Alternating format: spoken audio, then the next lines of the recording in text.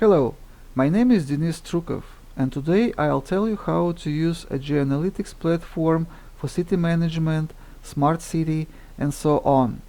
The platform for Geoanalytics today belongs to a new class of platforms called Location Intelligence, when we can visualize geodata in different areas, use analytical functions and other capabilities to make effective solutions on city territories. Today 90% of any data and even more can be mapped, and these are geodata. Based on them, we can always gain various new knowledge. Here you can see our native city St. Petersburg with the people mobility by signals sent by them via Android or Apple operation systems. And we can see what traffic places, tourist sites, what places are most frequently visited by people. All this information can be used for further research and planning of cities in retail and so on. Geointellect platform is dealing exactly with these data and processing of such big data, as well as understanding of the distribution of people population. We have many clients, over 600 at the moment. We have been working for a long time, for 19 years already, on the Russian market and now in Uzbekistan and Kazakhstan. In Russia we are executing a lot of projects for retail, but I would like to indicate the projects for governmental institutions, such as Ministry for Development of Far East and Arctic Region, Agency of Strategic Initiatives, regional bodies, St. Petersburg Government, Tashkent Mayor's Office. Here is one of the most recent projects, an analytical center with the core written based on our Russian platform Geointellect. Another software is also used.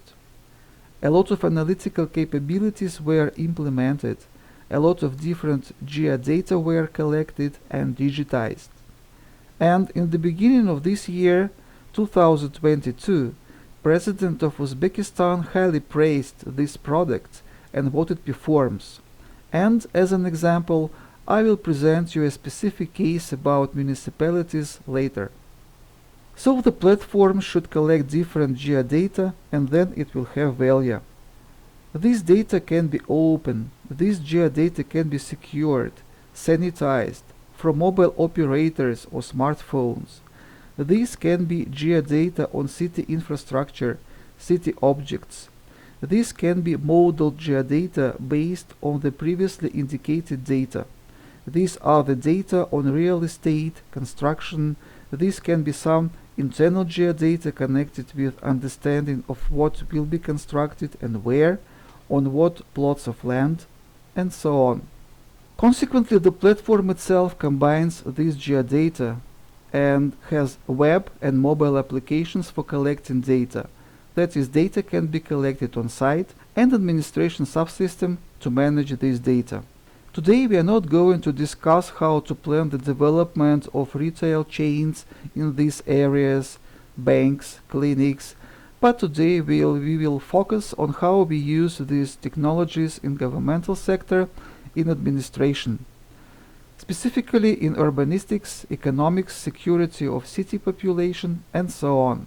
Here I would like to demonstrate the tasks completed with this type of platforms. That is, if we introduce this platform into the institutional center, by Analytical Center of the city, we can complete such tasks. These are all tasks connected with the optimization of some objects, containers, social facilities.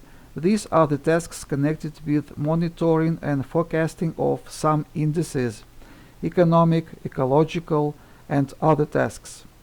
All these models, analytical functions, geodata are called upon to improve people's lives. And actually this is the main task of governors and all state administration system. Consequently, what else is done with such tasks? We can eventually improve the people's loyalty. If they feel and live better, their life quality in city improves, so they will have better attitude to the city administration. Therefore, we'll consider some of such tasks today. The first task is how to spread social objects in the city. For example, we have the city map with the residential areas, we can take any city. It can be done in any city. And we have the airport at the bottom, and consequently, the closer to the airport we put the mark, the greener the area is.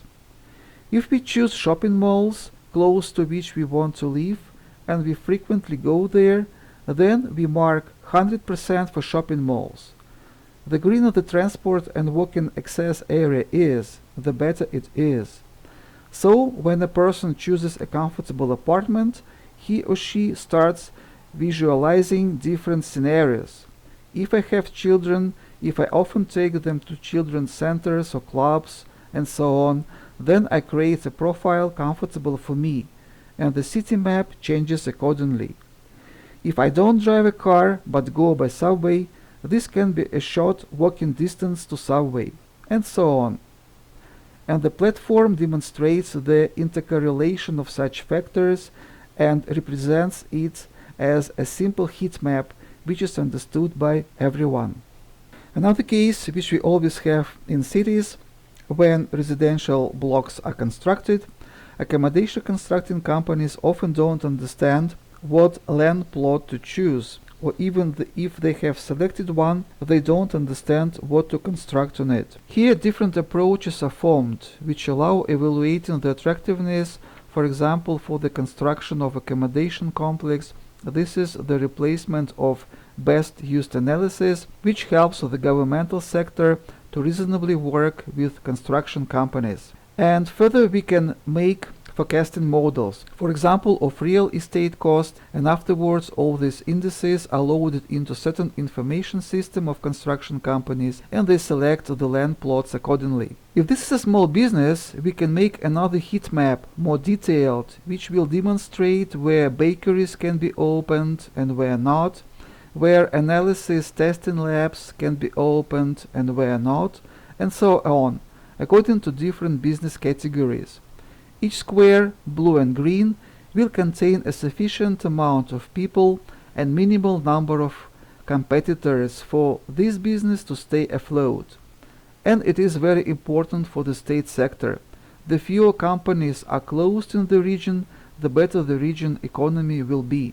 And all approaches can be included into one geoinformational system with analytics and with visualization tools with internal geodata. Such system was also developed in St. Petersburg long time ago, and it allowed combining different tools in one place for consulting companies and investors to specify and speedily evaluate risks from the point of investing into one or another territory. Let us now talk about security. Here you can see Tashkent on the map, and the city areas with increased rate of road accidents were statistically revealed. Consequently, it gave an opportunity for the city administration to make the conclusion what to do in these areas, for example, to place a traffic sign or mark the road, and so on. Another interesting model which can be applied in any city is the location of video cameras. Actually, our task is to make people's lives safe and thus to make the camera's coverage optimal, and at the same time not to spend extra money for this. On the left you see the available video cameras, and on the right the algorithm which helped to cover the area, taking into account the visibility sectors, and the priority new cameras are indicated with green, light green, on the basis of crowded places. And accordingly the working places of certain people installing them were created. As you see, everything is computerized and updated, and you can always turn the camera. And on the dashboards of decision makers there are always numbers, available cameras, how many cameras are necessary, how many are in the project. Another case which I would like to present is the social sphere, health, care and ecology. Here on top you see the map demonstrating hospitalization of people by ambulances, and at the bottom you see heat maps which help to make the decision if it is necessary to open new hospitals, to construct an additional wing of the hospitals. We see that something isn't enough. This is made with the help of logistic zones, with the analysis of bed capacities, etc. The similar types of analysis are used to minimize the time of patients' delivery to hospitals for hospitalization, taking into account the transport situation, availability of free beds in hospitals, and so on. Here you see the preventive models, which allow finding the possibilities or risks of cancer development depending on some factor.